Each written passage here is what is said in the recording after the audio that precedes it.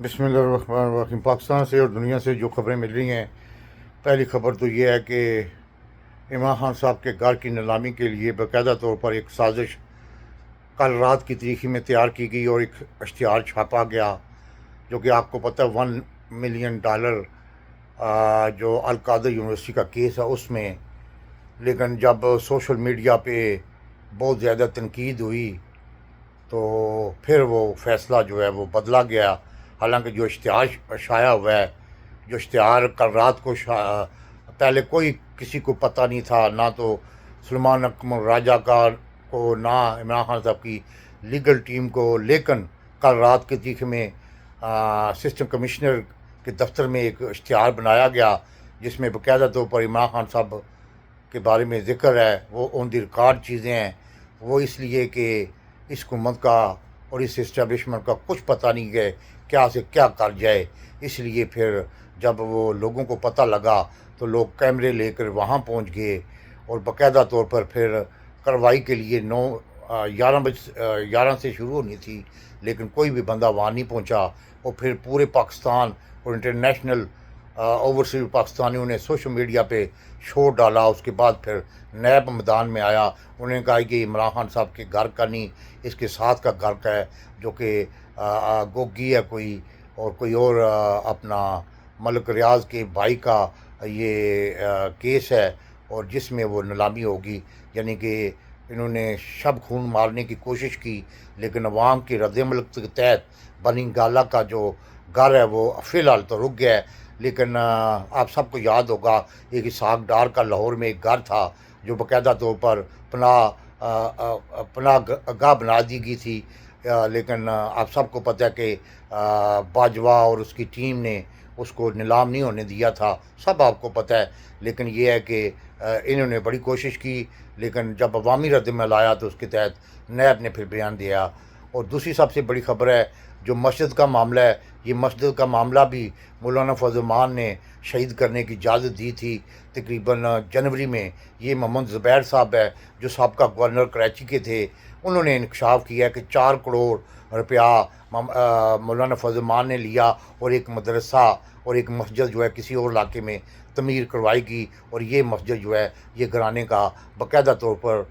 مولانا فضل الرحمان سے معاہدہ کر کے گرائی گئی ہے۔ تیسری سب سے بڑی خبر ہے کہ 9 مئی کے واقعات میں جو کہ کوٹ لاکبت میں چل رہے تھے، پھر شاہ محمود قریشی کو باقاعدہ طور پر بری کر دیا گیا ہے، اور باقی لوگوں کو ڈاکٹر یاسمین راشد کو 10 سال کی سزا سنا دی گئی ہے۔ اور پانچویں سب سے بڑی خبر ہے کہ ملک میں 2 قوانین ہیں۔ آپ سب کو یاد ہوگا کہ نواز شریف صاحب اشتہاری تھے، لیکن عدالت خود چل کے ایئرپورٹ پہ گئی تھی اور فنگر پرنٹس کے لیے پرنٹ لینے سے، سب آپ کو پتہ ہے۔ یہ نادرہ بھی چل کے گئی تھی، لیکن اب زرتاج گل کو کہا جا رہا ہے کہ وہ اشتہاری ہیں، جب تک وہ سرنڈر نہیں کرتی عدالت میں آ کے ان کا کیس جو ہے جو ان کو نائل کیا گیا 10 سال کی سزا ہے، وہ کیس نہیں چلے گا۔ یعنی کہ دورہ معیار ہے، آپ سب کو پتہ ہے۔ اور پانچویں سب سے بڑی خبر ہے کہ عاصم منیر صاحب اپنا دورہ مکمل کر چکے ہیں، اور بیلجیم میں جو کچھ ہو رہا ہے وہ بھی آن دی ریکارڈ پہ آ گیا، ان کے خلاف باقاعدہ طور پر FIR درج ہو چکی ہے۔ یعنی کہ یہ میرا کہنا نہیں ہے، جو سوشل میڈیا پہ اور جو بیلجیم سے جو نمائندے ہیں وہ بتا رہے ہیں کہ FIR باقاعدہ طور پر لکھ کے دے دی گئی ہے، اور اب کیا آگے کی صورتحال ہے اس کے بارے میں نہیں ہے۔ لیکن آج بھی وہاں احتجاج ہو رہا ہے، اس لیے کہ آج عاصم منیر صاحب نے وہاں پہنچنا تھا، وہ لوگ پیچھے نہیں ہٹ رہے۔ جب سے کل کا واقعہ ہوا ہے، لوگوں کو مارا پیٹا گیا ہے، لوگوں کو چھڑی سے مارا گیا ہے، اس سے لوگ بفر گئے ہیں، اور وہ آج بھی احتجاج کر رہے ہیں۔ اور کل بارسلونا میں اسپین میں جو احتجاج ہوا ہے وہ بھی ایک کمال کا احتجاج تھا، ہزاروں کی تعداد میں جو پاکستانی ہیں انہوں نے اس میں شرکت کی تھی۔ اور چھٹی سب سے بڑی خبر ہے کہ عاصم منیر یا تو اوور کانفیڈنس ہو چکا ہے کہ میری ڈونلڈ ٹرمپ سے ملاقات ہو گئی ہے اور میں اب بادشاہ بن گیا ہوں پورے پاکستان کا اور ایشیا کا، یا پھر وہ ڈپریشن کا شکار ہے یا اس کو ناکامیوں پہ ناکامی ہو رہی ہے، یہ تو مجھے پتہ نہیں۔ میں نے کل رات کو بھی بتایا تھا کہ جو اس نے لفظ ادا کیے ہیں وہ آن دی ریکارڈ چلے گئے ہیں، اس کا نقصان پاکستان کو ہوگا، اس کا نقصان آرمی چیف کو ہوگا، کیونکہ یہ دہشت پسندہ سوچ رکھنے والا آرمی چیف ہے جو ہر چیز کو کچلنے کی دھمکی دیتا ہے، جس نے دھمکی دی تھی کہ ہمارے پاس ایٹمی طاقت ہے اور ہم یعنی کہ اگر انڈیا نے اگریشن کی تو ہم اس کو ختم کر دیں گے، بلکہ اس نے یہ کہا کہ ہم آدھی دنیا کو ختم کر دیں گے۔ تو یہ بڑا ڈینجرس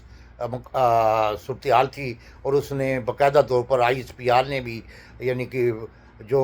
سیاستدانوں کے متعلق بات چیت کی ہے، اور جو سوشل میڈیا کے وہ تو سب آپ کو پتہ ہے ان کا نظریہ ہی یہی ہے۔ اور آخری خبر یہ آ رہی ہے کہ یہ جو ڈرامہ کیا گیا ہے مسجد والا، یہ بھی ایک